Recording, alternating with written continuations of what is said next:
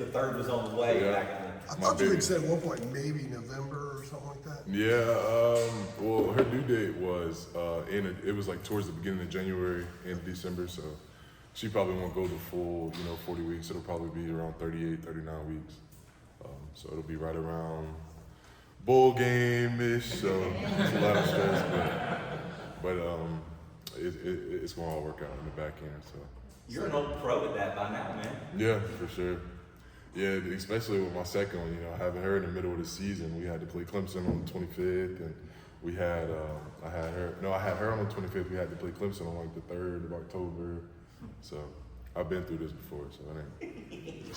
So, I mean, on that note, we've been asking all the guys, but just what are the emotions around, being bowl eligible, given everything that you've gone through, and I guess any extra emotions there where you're like, oh no, I gotta juggle this. Yeah, no, like I'm excited. It's another bowl game for me. It'll be another game for me to show my talents for the next level. I'm definitely excited. I mean, the morale is good around the locker room. Everybody's excited. It's always good to make have a good season, but to make a bowl game, you always try to make a bowl game. So, I mean, I'm excited about it. You said mentioned your next the next level. When we talked to you in August, you talked about that too. It's one of the reasons you came here, to have the opportunity to show yourself and get to the next level. What have you done during this season that you think has enhanced your chances at making it to the next level? So I would say, something I kind of struggled with, mentally was, I wasn't producing as much as I wanted, but, I would always grade out, at 90, like 90s or 91s or, 89. So like my play grade's been really good. So, that's something that the next level looks at other than just, I do my job and I make plays, but I do my job, I try to do my job every snap really good. Really technique, playing low, playing with a good base. And that's something I feel like I did pretty well this season. I think you had mentioned that playing with for Coach Monachino was part of the lure too because of his experiences at the next level. How has he helped you kind of prepare yourself to be a guy that can make it to the next level? He breaks down film really good. When we watch other teams, he breaks down film really good. We watch Indy. He breaks down little things and little details to help critique my game. So like Coach Lindsey as well and Coach Cam, they help out with the interior guys a lot. John, so they've helped a lot. Sorry. Whenever we ask Coach Monachino or Coach Collins or Coach Brown about Travis's improvement on the D-line, they always mention your name as like a mentor to him. How have you helped him in the short time that you've known him, and how satisfying is it to see his improvement where he's turned into a real game record? It's amazing. Like, when I first got up here, me and Trav, like, we've always been cool, but like we just never really like talked as much as we do now. But like I would say now he's like one of my guys for real. But like he's grown like more off the field than on the field. Like y'all don't really know that, but like from when I first got here, he's a different person, and so I feel like it's helping him on the field, more than anything right now. But he's a great guy. He's a great guy. What's like one example of off the field growth that? One example is just the way he carries himself. Just the way he talks to the guys now, like the way he carries himself around the locker room, just in the facility. That's one big reason. Josh, what do you just along those lines? What do you think are the important things that he has heard from you? Like, you're talking about being cool with him and getting to know him when you got here. Like, when you started sort of getting to know Travis, what did you think? Like, look, he needs to hear this from me. I guess, like, since I've been there, done that, it was more of a mindset thing for him. So I feel like, I would tell him all this is like happening for a reason, like, he has little injuries or whatever, but like it's more of a mindset for him. Like if he can overcome all these little things, and it'll work out for him in the back end. So like I've always told him, like, bro, you're a first rounder. Like there's nobody who is your size that can move how you move. So yeah. And how do you usually, I guess, talk to him? Is it more like that, kind of uplifting, encouraging? Or Yeah, no, I mean it's more like he's not that type of guy. Like he's not that type of guy you want to walk up to and like, little bro, and like, he's more of a we relate different. Like it's not like a little bro. It's like my dog. You know what I mean? So that's how it always is. What, if anything, have you learned from Something I learned from Big Trav. Something I learned from Big Trav. Really just to be myself more, you know. I would say he makes people want to be themselves more for sure. Yeah, definitely saw a little bit of that, just kind of the celebration after the strip sack, maybe not as much as what Big Trav would do or did with the belt, right? But just, yeah, tell me about that moment. What were the emotions? How special was it to have that play? It was amazing. I needed it, you know, because I have been, like I said, you know, with production and all that, it was weighing on me heavy. But, you know, I've been praying about it, and I just thank God for it. It was very needed. It was very needed at the time, especially the situation of the game. And, you know, I talked with Elijah Huzzy, like, right before that. We was huddled up because it was like a TV timeout. And I was like, defense probably got one more drive. And he was like, man, just go out there and try to change the game. Like, make an impact and play. And then in my head, I'm like, it's like 5 minutes left. Like, you know what I'm saying? Am I gonna be able to do something? And boom, I did it. You know, it was amazing. Like celebrating with the guys after. And it wouldn't have been that big of a deal if Trav ain't fall on it. You know what I'm saying? So Trav fell on it and got the ball for us. So that, and then offense went down and scored right after that. So it was perfect. Like feeding off each other. Joshua, for you guys as a team, 19 sacks across the last 3 games.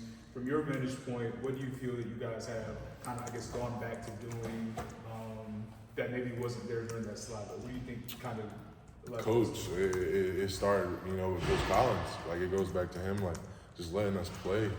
Like I feel like everybody up front is more free. Everybody's just being themselves. They're not thinking about, oh, I got to do this or I got to do that. It's more of a just being like dialed into like little like simple calls, simple things to do, simple tasks, and just being able to go out there and execute.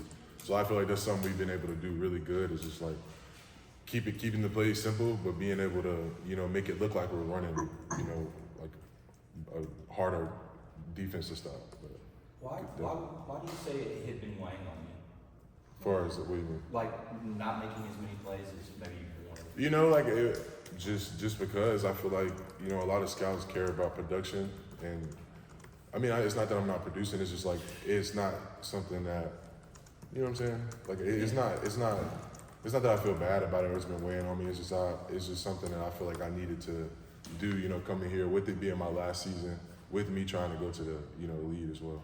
Josh, did you say you had known Travis before you came here, or you? Yeah, we knew each other a little bit, especially with the recruiting process. He was a couple years behind me, but we knew each other.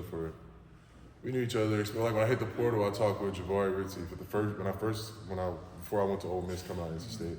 Talked with Trav a little bit then, and I kind of knew him out of recruiting. He's from North Carolina as well, Right. so. With him being, you know, 5-star prospect, top 5 in the nation, being recruited by Clemson, Georgia, all these schools, do you feel like maybe too much had been expected of him too early at such a physical position, and now, you know, he's finally sort of coming into his own? Yeah, I mean, not really. I mean, I feel like he took the role that was given to him with the adversity he was faced with, and he handled it good. And I feel like, yeah, he's good now. Was there a specific moment that kind of the defensive mindset changed over the past kind of couple weeks that has led to his kind of increased production?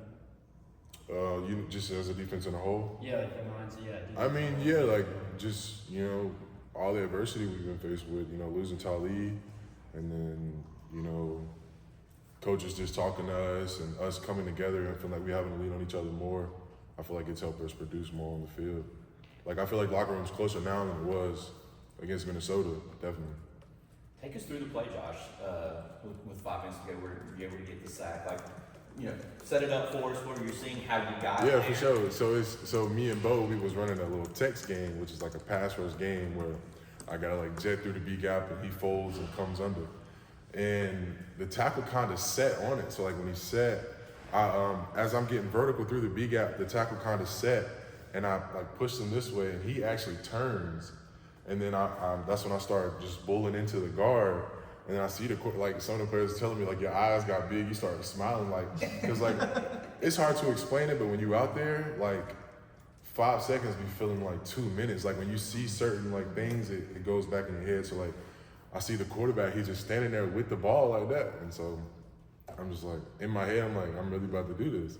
And so I just hit the ball. Like, as I'm going to hit him, I hit the ball, don't even realize I'm trying to get the ball. We work it every day. So now I realize, like, oh, you know, it's something that's in my memory. But it was exciting, and I got up, and I got up, I'm like, okay, did we get an interception? Is there a fumble? Like, what's going on? Yeah. Because they're fighting over the ball. And I don't know, like, if you go back and watch it, like, I don't know what's going on. I'm just standing up, you know, lit. I stepped on the ref. If you go watch the video, like, I stepped on the ref's foot and his butt. Like, he was just standing. I missed that part. But, like, it was exciting, man. And it was definitely exciting. Just right after that, just celebrating with the guys. And Oh my it was exciting. goodness. Oh yeah, there he Speaking of is. Big Trav, Cheesy Trav himself. yeah. And Josh, you're going against this week a Boston College team that's running a lot. They're actually second you guys in the ACC in terms of just attempts. Looking at their offense, you know, with them, I know they made a quarterback change, everything like that. What sticks out to you about this kind of their system? They're a very pro-style offense. Like their coordinator, he was a coordinator in the league, or maybe even a coach or head coach or something like that. That coach, Yeah, so they're a pro-style offense. You know, they're good. They got a good offense, and I feel like the game plan we have for them to stop them, and I feel like their line's pretty good. They work together really good with the duos and the way they work the double teams and stuff. But I feel like we got a game plan set for them, and we're gonna be able to leave Boston with the dub. Did you tell Rucker or Bo or Ritzy, like, hey, I got one now? Like, in terms of Yeah, I sack, mean, like, hey, you they call bragging me. a little They bit be of messing that? with. They be messing with me now, calling me sack man. Like I was the first one out of practice today, out of D line. They was like, oh, he get a sack. He gonna be the first one out there. Right. They just be messing with me like that. But I'm just trying to get like them boys, man. They make it look easy. Did you hit the both legs after the strip center? What did I do, man? I think I hit just some little. I pointed at my family. Actually, that's what I did. I pointed at my family. All right, off the meetings. All right, thank Great you. stuff, guys.